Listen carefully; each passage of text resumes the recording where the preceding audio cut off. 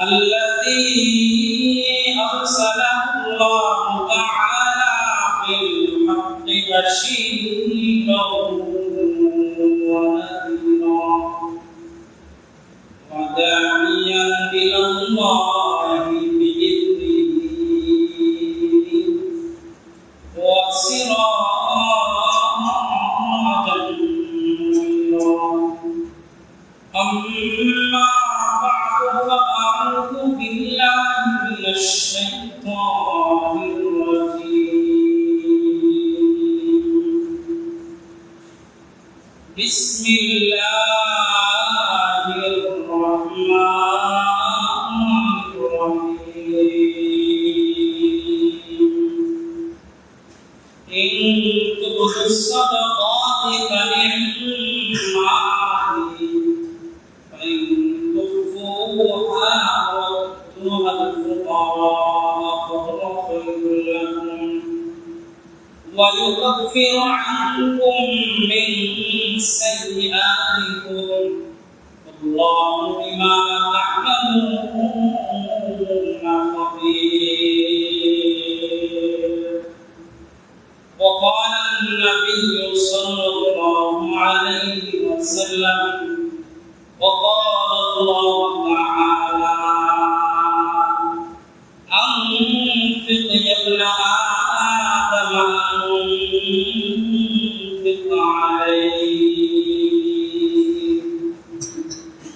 صدق الله مولانا العظيم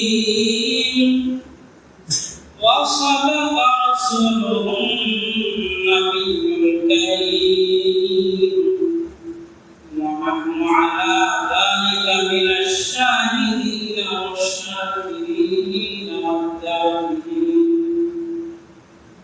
والحمد لله رب العالمين.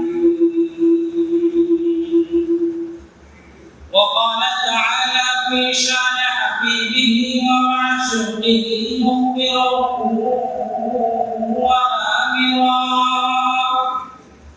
إن الله وملائكته يصلون على النبي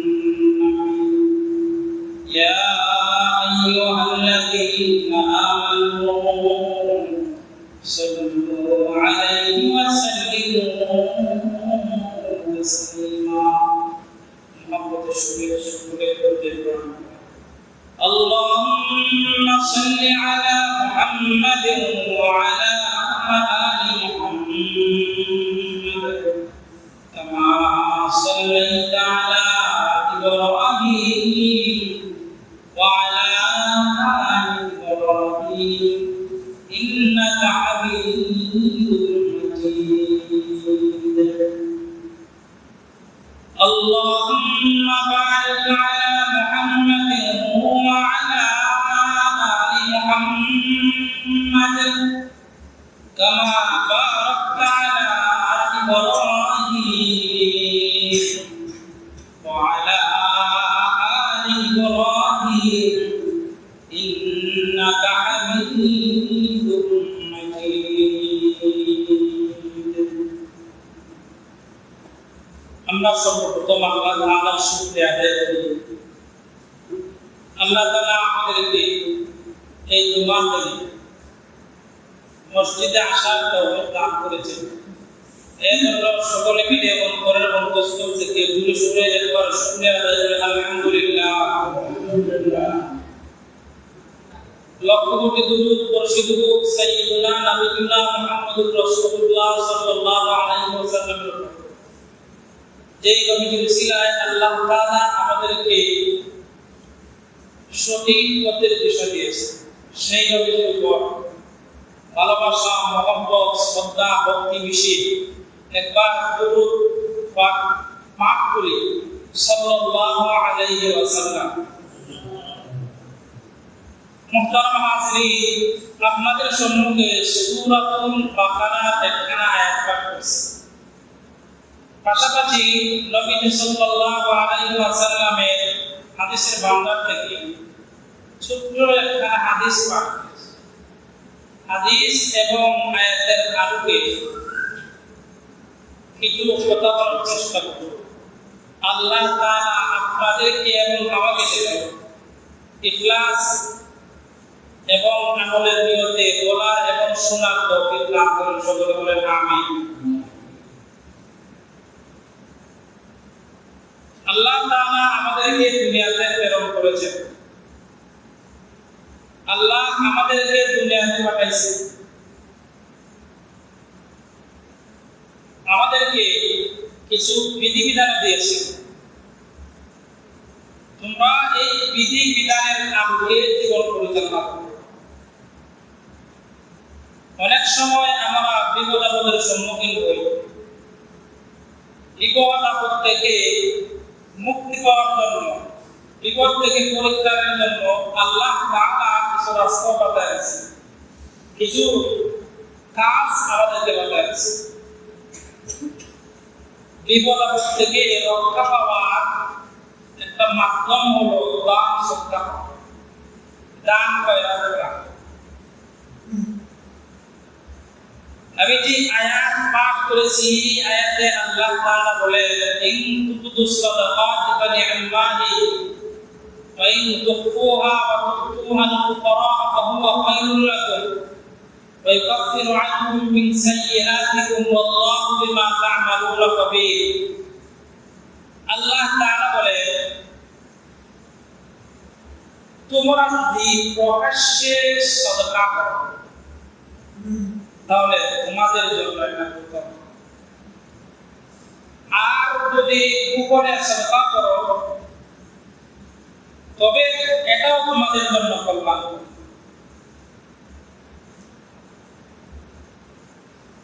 এই সাদকার বিনিময়ে কি করবেন আল্লাহ? আল্লাহ বলেন, তোমাদের গুনাহসমূহ, পাপসমূহ আমি ক্ষমা করে দেব। শেষের অংশে বলে, তোমরা যা কিছু করতেছো, তোমরা যা কিছু করো গোপনে কিংবা প্রকাশ্যে, সব কিছু সম্পর্কে তোমাদের আল্লাহ তাআলা অবগত আছে। আল্লাহর কাছ থেকে কোনো কিছু গোপন না, আল্লাহ তাআলা সব কিছু জানেন।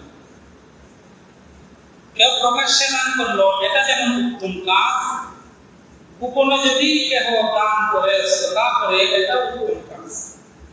দান প্রকাশ্যে করা যায়, গোপনেও করা যায়। প্রকাশ্যে দান করলে আল্লাহ যেমন দেখেন, জানেন। কেউ যদি গোপনে দান সাদকা করে, এটাও আল্লাহ তাআলা জানেন। বিনিময়ে আল্লাহ তাআলা গুনাহ খাতা ক্ষমা করে দেন। আর শেষে বলে, তোমরা যা কিছু করতেছো সব কিছু সম্পর্কে আল্লাহ তাআলা আগে থেকেই জানেন। কোনো কিছু আল্লাহর ইলম থেকে গোপন নাই। যে হাদিস পাঠ করেছি, এই হাদিসে রাসূলুল্লাহ সাল্লাল্লাহু আলাইহি ওয়াসাল্লাম বলেন যে আল্লাহ তাআলা বলেছেন, হে আদম সন্তান, তোমরা তোমাদের সম্পদ থেকে খরচ করো, অর্থাৎ দান করো, সাদকা করো। এরপর হাদিসের অংশ বলেন, তোমরা যদি আমার জন্য দান সাদকা করো, খরচ করো, তাহলে আমি আল্লাহও তোমাদের জন্য খরচ করব।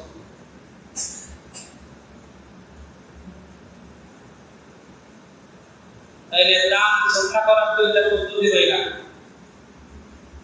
প্রকাশ্যে দান করা যায়, সাদকা করা যায়, গোপনেও দান সাদকা করা যায়।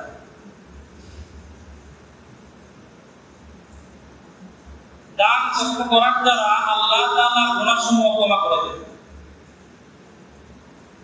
দান সাদকা করার দ্বারা বিপদ আপদ আল্লাহ তাআলা দূর করে দেন। এক হাদিসে রাসূলুল্লাহ সাল্লাল্লাহু আলাইহি ওয়াসাল্লাম বলেন,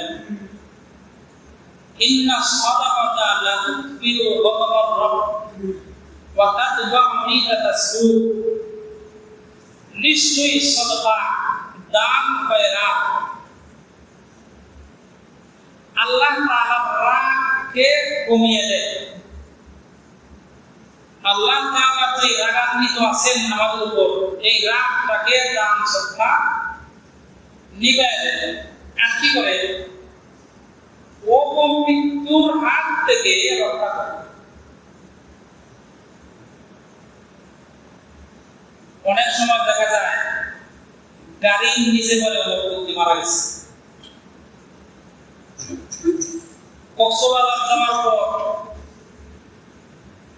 পানিতে ডুবে এক ব্যক্তি মারা গেছে। বিমান দুর্ঘটনায় এক ব্যক্তি মারা গেছে। সাপে দংশন করার পরে এক ব্যক্তি মারা গেছে। বাঘ এক ব্যক্তিকে হত্যা করে ফেলেছে। এমন মৃত্যুর খবর আমরা শুনি কিনা? শুনি, শোনা যায়। কেউ যদি দান সৎকার করে, দান খয়রাত করে, তাহলে আল্লাহ তাআলা তাকে সমস্ত খারাপ ভাবে মরণ থেকে হেফাজত করবেন, রক্ষা করবেন।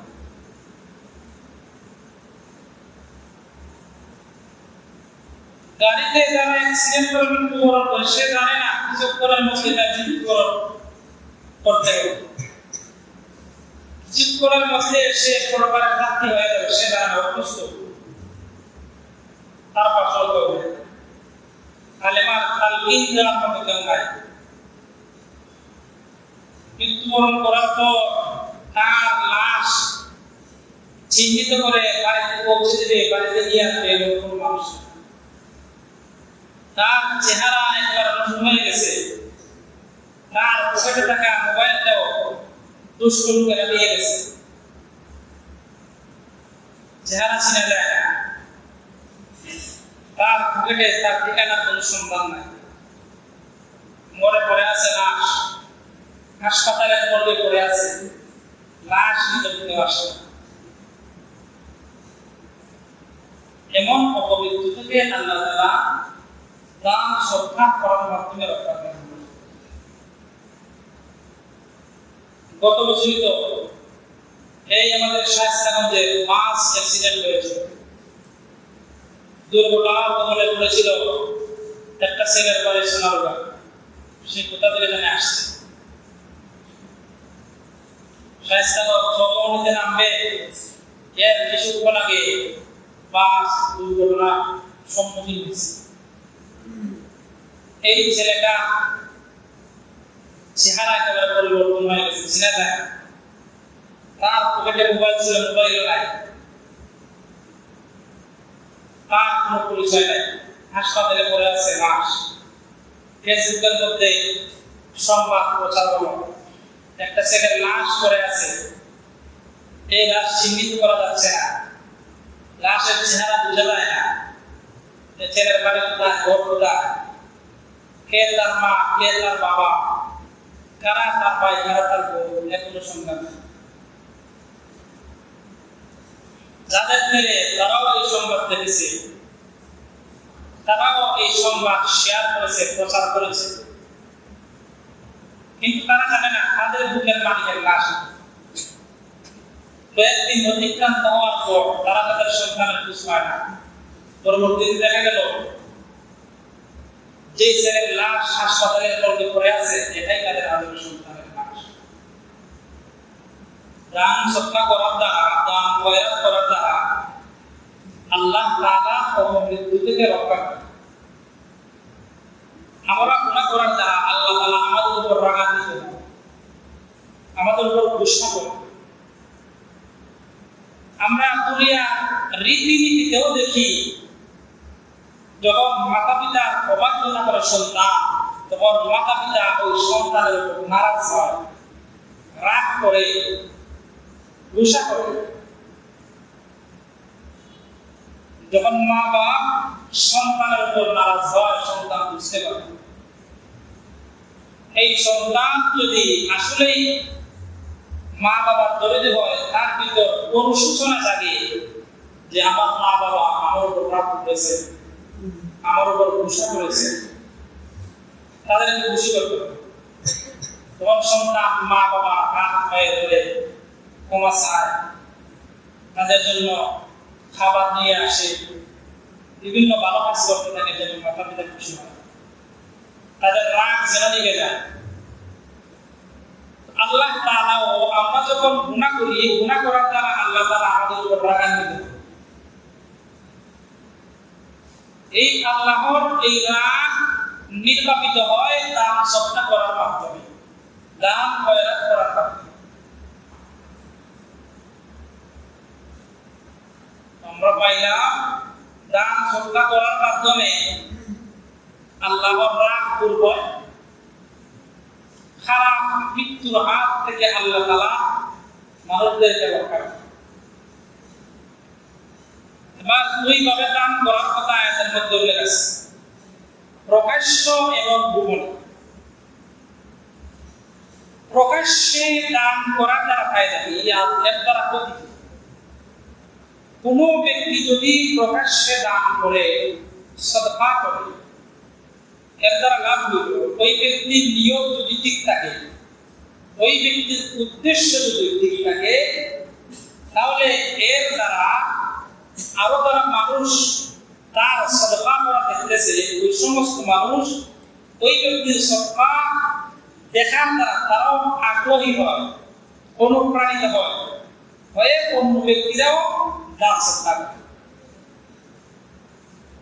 কোথায় কি যেই ব্যক্তি দান খয়রাত করতেছে, সদকা করতেছে, এই ব্যক্তির যদি নিয়তে সমস্যা থাকে, নিয়তে ভেজাল থাকে,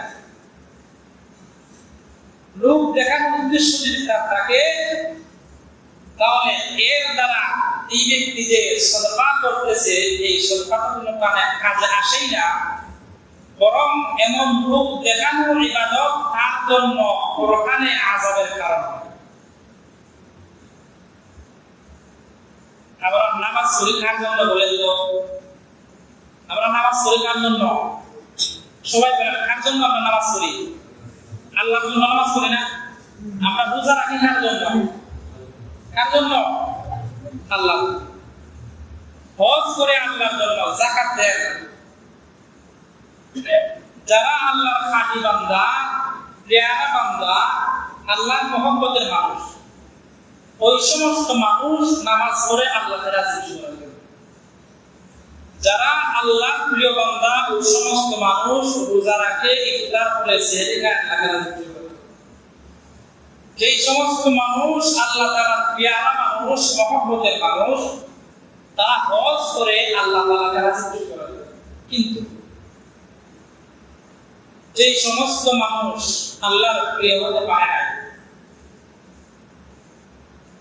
যারা আল্লাহ তাআলার সাথেও ইবাদত বন্দেগী করার ক্ষেত্রে দুই নাম্বারে করেছে, ধোঁকাবাজি করেছে।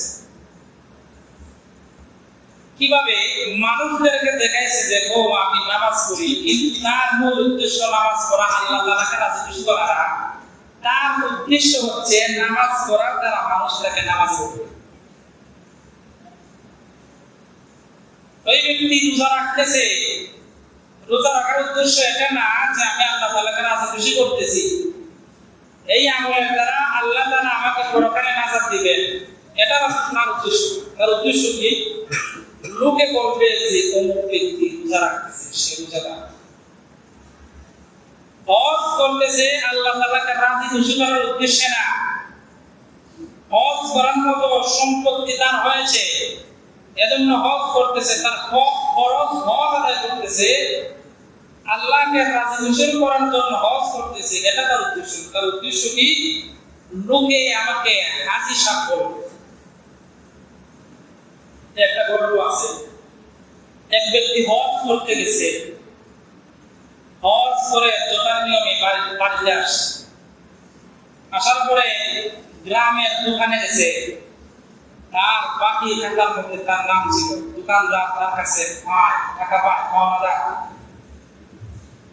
দোকানদারকে গিয়ে বলতেছে বাকি টাকাটা দাও তো আমার কাছে। দোকানদার ভাবছে হয়তো হজ করে আসছে, তার মনে হয়তো অনুশোচনা লাগছে, সে হয়তো সকলের খাওয়া দাওয়া সব শেষ করে দিতেছে, খাওয়া দাওয়া আটাইতেছে, মিটাইতেছে, হয়তো আমার টাকাটাও সে দিয়ে দিবে। এইটা ভেবে ওই ব্যক্তি হাজী সাহেবের কাছে বাকির খাতাটা তুলে দিচ্ছে। ওই ব্যক্তি খাতা হাতে নিল, কলম নিল, নেওয়ার পরে যেখানে তার নাম লেখা ধরেন ওই ব্যক্তির নাম হলো আব্দুল্লাহ, সে হজ করে আসছে, তার নাম ছিল মোহাম্মদ আব্দুল্লাহ, খাতার মধ্যে লেখা আছে। সে খাতাটা হাতে নিল, নিয়ে মোহাম্মদ খাতে কেটে দিয়ে নতুন করে সে লিখলো হাজী মোহাম্মদ আব্দুল্লাহ। নামের শুরুতে কি লাগাইছে? হাজী লাগাইছে। এই যে ব্যক্তি হজ করে আসছে, এটা কি সত্যি আল্লাহকে রাজি খুশি করার জন্য, নাকি নিজেকে হাজী সাহেব হিসেবে সমাজে প্রচার করার জন্য? কিসের জন্য? হাজী সাহেব হিসেবে নিজেকে সমাজে প্রচার করার জন্য। এমন যারা দেখানো আমল করে, এই সমস্ত আমল আল্লাহ তাআলার দরবারে গ্রহণযোগ্য না। এই সমস্ত আমলকে শিরকে খাফি বলা হয়। কোন ব্যক্তি যদি হজ করে আর উদ্দেশ্য থাকে লোকে আমাকে হাজী বলবে, তাহলে সে এখানে অন্যকে এখানে শরীক করবে, লোকদেরকে শরীক করবে। কারণ ইবাদত করতে হয় একমাত্র আল্লাহ তাআলার জন্য, কিন্তু সে ইবাদতের মধ্যে অংশীদারিত্ব বানাইছে অন্য লোকদেরকে। সে আল্লাহকেও এখানের মধ্যে মানতেছে, আল্লাহর জন্য হজ করি, আবার আল্লাহর সাথে অন্যদেরকে শরীক সাব্যস্ত করতেছে যে লোকে আমাকে হাজী সাব্যস্ত। যারাই এমন আমল করবে, লোক দেখানো নিয়ত থাকবে, ওই সমস্ত মানুষের আমল আল্লাহ তাআলার কাছে গ্রহণযোগ্য না। কোন ব্যক্তি যদি 1 টাকা খালিস নিয়তে, খাঁটি নিয়তে, পরকালে মুক্তির আশায়, রূপ মুক্তির আশায় যদি কোন ব্যক্তি 1 টাকাও খরচ করে আল্লাহ তাআলার রাস্তায়, তাহলে ওই ব্যক্তি 1 টাকা আখিরাতে কাজে আসবে। আবার অপর দিকে কোন ব্যক্তি যদি তার বিশাল সহায় সম্পত্তি খরচ করতে থাকে, দুনিয়াতে টাকা অবস্থায় আল্লাহর রাস্তায় দান করতে করতে তার সব কিছু শেষ, তবে তার নিয়ত হচ্ছে লোক দেখানো। লোকে তাকে বলবে ওই লোকটা অনেক গাম্ভীর লোক, সে আল্লাহ তাআলার রাস্তায় দান করে, গরিব দুঃখীদেরকে সে দান করে, মাদ্রাসা মসজিদে দান করে। এমন যদি নিয়ত থাকে, সে যদি তার সমস্ত সম্পত্তিও আল্লাহর রাস্তায় বিলিয়ে দেয়, তবু এই আমল, এই লোক দেখানোর কাজ, এই সদকা করা তার আখিরাতে কোনো কাজে আসবে না, বরং এটা তার জন্য আযাব এবং গজবের কারণ হবে না। তো প্রকাশ্য যদি কেহ দান সদকা করে লাভ হচ্ছে, ওই ব্যক্তির নিয়ত এটা থাকতে হবে, আমি দান করতেছি, আমার এই দান করা দেখে অন্য ব্যক্তি আগ্রহী হয়ে তারাও দান করবে। তো আমার দেখা দেখে যারা দান করবে, আমি দান করে যে সব পেয়েছি, আমার দেখা দেখি যারা দান করলো, সদকা করলো, তারা দান সদকা করে যে সব পাইলো, আমিও তাদের সমপরিমাণ সব পাইলাম। এই নিয়তে প্রকাশ্যে দান সদকা করা যায়। ক্ষতি কি? ক্ষতি হচ্ছে লোক দেখানো। যদি কোনো ব্যক্তির ভিতরে এমন থাকে, আমি যদি মানুষের সম্মুখে কাউকে দান সদকা করি, তাহলে লোক দেখানো হবে, আমার মনে মনে এটা থাকবে যে লোকে বলবে কোন ব্যক্তি আজকে মসজিদে 10,000 টাকা দিচ্ছে, এটা হলো তার জন্য ক্ষতি। 10,000 টাকাও গেল, আখিরাতে তার জন্য গজব অপেক্ষা করতেছে, কোনো লাভ নেই। এবার গোপনে দান সদকা করার ফায়দা। কোন ব্যক্তি যদি গোপনে দান সদকা করে, উদ্দেশ্য থাকবে এটা যে আমি দান সদকা এই জন্য করতেছি, যাকে আমি দান করতেছি, সদকা করতেছি, যে অসহায় মানুষটাকে আমি সহযোগিতা করতেছি, এই জন্য গোপনে করতেছি, ওই ব্যক্তি যাতে কারোর সম্মুখে লজ্জিত না হয়, ওই ব্যক্তি যেন কারোর সম্মুখে লজ্জা না পায়, কেউ যেন তাকে বলতে না পারে যে আমি সে অমুক ব্যক্তির কাছ থেকে সদকার টাকা নিয়েছে, অমুক ব্যক্তির কাছ থেকে যাকাতের পয়সা নিয়েছে, এমনটা যেন কেউ বলতে না পারে। এজন্য ওই ব্যক্তি গোপনে সদকা করছে। তাইলে আল্লাহর রাস্তায় সওয়াবের নিয়তে গোপনে এবং প্রকাশ্যে উভয়ভাবে সদকা করা যাবে। লাভ আল্লাহ তাআলা আমরা যে গুনাহ করি, এই গুনাহ সমূহ ক্ষমা করে দেবেন।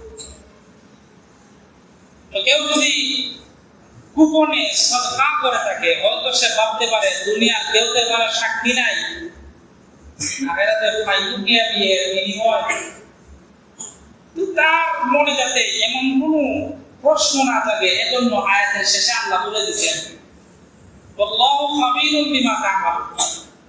আল্লাহ তাআলা অবশ্যই সব কিছু জানে, সব কিছু সম্পর্কে আল্লাহ তাআলা জ্ঞাত আছে। তাহলে আমরা যদি দান চর্চা করি, দান খয়রাত করি, আমাদের নিয়ত থাকবে লোক দেখানো না, আল্লাহকে রাজি খুশি করা। কি করা? আল্লাহকে, সবাই বলে আল্লাহকে রাজি খুশি করা। কিসের জন্য আমরা দান চর্চা করব? আল্লাহকে রাজি খুশি করার জন্য।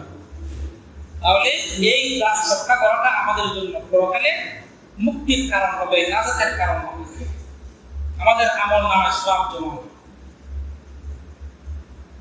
অনেক সময় দেখা যায় অনেক মানুষ যখন যাকাত দেয়, যাকাত দেওয়ার সময় করে কি দোকানের মধ্যে কিছু কিছু দোকান আছে, দোকানের মধ্যে লেখা থাকে এখানের মধ্যে যাকাতের কাপড় পাওয়া যায়। যাকাতের কাপড় পাওয়া যায় মানে এমনি সাধারণভাবে মানুষ নিজের জন্য যে স্বাভাবিক কাপড় চোপড় ক্রয় করে, নিজে পরিধান করার জন্য যে কাপড় চোপড় কিনে থাকে, মানুষ যাকাত যখন দিবে, যাকাত দেওয়ার সময় দেখা যায় করে কি যাকাতের কাপড় খোঁজে। ওই সমস্ত কাপড় নিজে কখনো পরিধান করে না, নিজের বাচ্চা কাচ্চাকেও পরিধান করায় না, নিজের ঘরে যখন তার বেয়াইন আসে, তার পুত্র আসে, তাদেরকে এমন নিম্নমানের কাপড় দেয় না। ওই সমস্ত যাকাতের কাপড় কাদেরকে দেয়? যখন যাকাতের সময় আয়, ওই যাকাতের তার যে টাকা আছে এখান থেকে টাকা নিয়ে যাকাতের কাপড় নিয়ে আসে, অর্থাৎ নিম্নমানের কাপড় নিয়ে আসে। এই কাপড়গুলা তাদের মধ্যে বন্টন করে দেয়। যারা যাকাতের হকদার, যারা যাকাতের প্রাপ্য হকদার, যারা তাদেরকে এটা বন্টন করে দেয়। এবার নবীজির একখানা হাদিস শুনুন। নবী সাল্লাল্লাহু আলাইহি ওয়াসাল্লাম বলেন, কোন ব্যক্তি যতক্ষণ পর্যন্ত প্রকৃত মুমিন হতে পারবে না, কোন ব্যক্তি যতক্ষণ পর্যন্ত খাঁটি মুসলমান হতে পারবে না, খাঁটি মুমিন হতে পারবে না, যতক্ষণ পর্যন্ত না ওই ব্যক্তি নিজের জন্য যে জিনিসটা ভালোবাসে, এই জিনিসটা তার অপর ভাইয়ের জন্য ভালোবাসে। তাহলে যেই ব্যক্তি যাকাত দিল যাকাতের কাপড় দ্বারা, ওই ব্যক্তি নিজের জন্য পছন্দ করে 700 টাকা দামের লুঙ্গি, নিজের ব্যয়ের জন্য পছন্দ করে 700 টাকা দামের লুঙ্গি, নিজের পুত্রের জন্য পছন্দ করে 700 টাকা দামের লুঙ্গি, আর যখন যাকাত দেয় তখন 250 টাকা 300 টাকা দামের লুঙ্গি তাদের মধ্যে বন্টন করে দেয়। এখন আপনারা বলেন তো, ওই ব্যক্তি নিজের জন্য যেই মানের কাপড় নির্ধারণ করেছিল, যেই দামের কাপড় ওই ব্যক্তি নিজের জন্য পছন্দ করেছিল, সে গরিবদের মধ্যে বন্টন করে দেওয়ার জন্য এই দামে, এই পরিমাণ দামের কাপড় নির্ধারণ করেছে, নাকি এর থেকে নিম্নমানের কাপড় নির্ধারণ করেছে? কোনটা পছন্দ করেছে? নিম্নমানের না? তার নবীজির হাদিসের ভাষ্য অনুযায়ী ওই ব্যক্তি প্রকৃত মুমিন হতে পারলো? ওই ব্যক্তি কি প্রকৃত মুমিন হইতে পারছে? প্রকৃত মুমিন হতে পারে। আমাদের আমল হবে, আমাদের ইবাদত হবে একমাত্র আল্লাহ তাআলাকে রাজি এবং খুশি করার জন্য। এভাবে আমাদেরকে আমল করতে হবে। প্রত্যেকটা কাজ আমাদের উদ্দেশ্য থাকবে আল্লাহ তাআলাকে রাজি এবং খুশি করা। লোক দেখানোর উদ্দেশ্যে আমরা কোনো আমল করব না। সবাই রাজি আছে তো ইনশাআল্লাহ? আল্লাহ তাআলা সবাইকে কবুল করুন। রাসূলুল্লাহ সাল্লাল্লাহু আলাইহি ওয়াসাল্লাম যখন মৃত্যুশয্যায় শায়িত, তখন নবীজিকে জিজ্ঞাসা করা হলো, ইয়া রাসূলুল্লাহ, ইয়া হাবিবাল্লাহ, আপনি এই পৃথিবী থেকে বিদায় নেওয়ার পর আপনার হৃদয়ের মধ্যে থেকে সর্বপ্রথম আপনার সাথে কে মিলিত হবে? নবীজি একটা সূত্র বলে দিলেন, সরাসরি নাম বললেন না, না বলে কি বললেন? তোমাদের মধ্যে যার হাত বেশি লম্বা সে আমার সাথে সর্বপ্রথম আমার পরিবারের পক্ষ থেকে আমার সাথে মিলিত হবে, সাক্ষাৎ হবে। অর্থাৎ আমার মৃত্যুর পরে আমার পরিবারের মধ্যে ওই ব্যক্তি সবার আগে মৃত্যুবরণ করবে যার হাত বেশি লম্বা। তোমরা একটা লাঠি নিলেন, লাঠি নেওয়ার পর হাত মাপতে লাগলেন যে কার হাত বেশি লম্বা, লাঠি দ্বারা মাপলেন। মেপে দেখলেন যে হযরত সাউদা রাদিয়াল্লাহু তাআলা আনহার হাত সকলের থেকে বেশি লম্বা। তোমরা ভাবলেন হয়তো যে নবীজির পরে সর্বপ্রথম ওনার বিবিদের মধ্যে থেকে হযরত সাউদা সবার আগে মৃত্যুবরণ করেন। কিছুদিন যাওয়ার পর তাদের এই ভুল ভাঙল। দেখা গেছে কি নবীজি পৃথিবী থেকে বিদায় হওয়ার পর নবীজির বিবিদের মধ্য থেকে সর্বপ্রথম যিনি মৃত্যুবরণ করছেন তিনি হচ্ছেন হযরত যায়েনব রাদিয়াল্লাহু তাআলা। ওই যে নবী করিম সাল্লাল্লাহু আলাইহি ওয়াসাল্লাম বলেছিলেন যার হাত বেশি লম্বা সে সর্বপ্রথম আমার সাথে মিলিত হবে। তোমরা চিন্তা করতে লাগলেন আমরা তো লাঠি দ্বারা মাপছিলাম কার হাত বেশি লম্বা। লাঠি দ্বারা মাপের মধ্যে সাউদার হাত বেশি লম্বা ছিল, কিন্তু এই লম্বা রাসূল সেই লম্বা বলেন না, সেই লম্বা লাঠি দ্বারা লম্বা না। রাসূল এটা বুঝাইতে চাইছেন তোমাদের মধ্যে যিনি সবচেয়ে বেশি দান খয়রাত করেন, দান সদকা করেন, উনি আমার সাথে সর্বপ্রথম মিলিত হবেন। হযরত যায়েনব রাসূলের বিবিদের মধ্যে থেকে সবচেয়ে বেশি দান খয়রাত করতেন, দান সদকা। হাদিস শরীফের মধ্যে দানশীল ব্যক্তি এবং কৃপণ ব্যক্তির উদাহরণ এভাবে আসছে যে কোন ব্যক্তি, দুইজন ব্যক্তি, একজন ব্যক্তি তার গায়ের মধ্যে লোহার পোশাক পরিহিত আছে। লোহার বর্ম যখন পরিধান করা হয় তখন হাত এভাবে দেওয়ার জন্য, আঙ্গুল এইভাবে করার জন্য এর মধ্যে এখানে মধ্যে জালের মতো থাকে যেন হাত পা নাড়াচাড়া করতে পারে। দানশীল ব্যক্তির উদাহরণ ওই ব্যক্তির মতো, যেই ব্যক্তি লোহার বর্ম পরিধান করছে আর তার হাত পা নাড়াচাড়া করার জন্য তার জোড়ায় জোড়ায় খিল লাগানো আছে, দানশীল ব্যক্তির উদাহরণ। আর বখিল ব্যক্তি, কৃপণ ব্যক্তির উদাহরণ কেমন? নবীজি বলেন কৃপণ ব্যক্তির উদাহরণ ওই ব্যক্তির মতো, যেই ব্যক্তি লোহার বর্ম পরিধান করছে, করার পরে তার হাত পা নাড়ানোর জন্য তার জোড়া জোড়া অঙ্গ প্রত্যঙ্গ এভাবে নাড়াচাড়া করবে, এটা করার জন্য এর মধ্যে কোনো খিল লাগানো নয়, কোনো জাল লাগানো নয়। এই যে লাগাইছে এইভাবেই হাত পা নাড়তে পারে না, এইভাবে আনতে পারে না, এইভাবে নিতে পারে না, যেইভাবে পরিধান করছে অর্থাৎ তার অন্তর একেবারে শক্ত হয়ে গেছে, কঠিন হয়ে গেছে, তার দিল অন্তর নরম হয়। আরেক হাদিসে রাসূলুল্লাহ সাল্লাল্লাহু আলাইহি ওয়াসাল্লাম বলেন, এই হাদিসের মধ্যে রাসূল তিন ব্যক্তির কথা বলছেন, লা ইয়াদখুলুল জান্নাতা খাব্বুন ওয়ালা বাখিলুন ওয়ালা মান্নান। জান্নাতে তিন ব্যক্তি প্রবেশ করবে না, ওই তিন ব্যক্তি, এর মধ্যে এক ব্যক্তি হচ্ছে বখিল ব্যক্তি, কৃপণ, আরেক ব্যক্তি হচ্ছে দান করে ফুটা দান করে, কাউকে কোনো জিনিস দিচ্ছে, ধরেন তার চাচা দুবাই, তার অবস্থা একটু দুর্বল, ওই ব্যক্তির 10,000 টাকা এমনি দিচ্ছে যে নে খরচা। কিছুদিন পরে দেখা গেল চাচা দুবাই সাথে তার একটা দ্বন্দ্ব হয়েছে, দ্বন্দ্ব হওয়ার পর দ্বন্দ্ব মীমাংসার জন্য বিচার বসছে। বিচারের মধ্যে ওই ব্যক্তি বলতেছে তোরা না আমি 2 মাস আগে 10,000 টাকা দিছিলাম, তুই কি ভুলে গেছ আমার এই গানের কথা? তুই তো বড় নিমক হারাম দেখতেছিস। এই যে টুকা দিল, এমন ব্যক্তি জান্নাতে প্রবেশ করবে।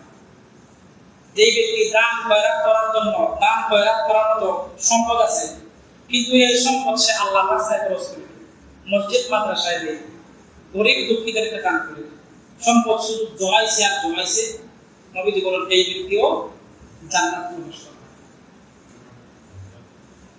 তো আমরা কি তাদের অন্তর্ভুক্ত হতে চাই? আমরা চাই? সকলে বলেন আপনারা কি জাহান্নামে প্রবেশ করতে চান? আমরা বখিল হতে চাই না, কৃপণ হতে চাই না, ফুটা দানকারী হতে চাই।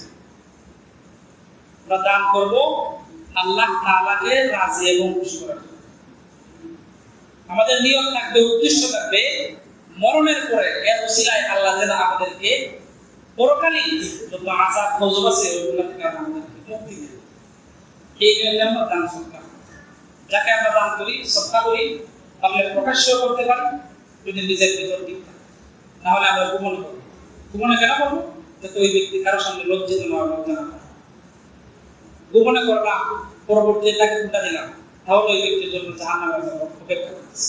তো আল্লাহ তাআলা আমাদের সবাইকে যেন খালিস নিয়তে, খাঁটি নিয়তে আল্লাহ তাআলাকে রাজি খুশি করার জন্য কাজ চর্চা করার তৌফিক দান করেন। সকলে বলেন আমিন। ওয়া মা আলাইনা ইল্লাল বালাগ।